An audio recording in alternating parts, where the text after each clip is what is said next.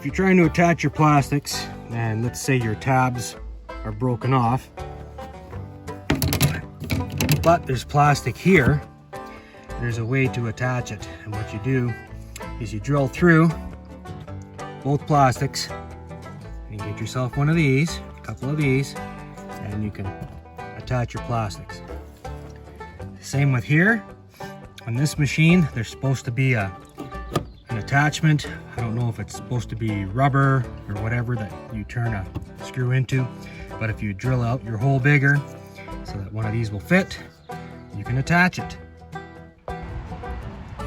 So I've actually had to do this on a machine, and this is what it looks like when you're done.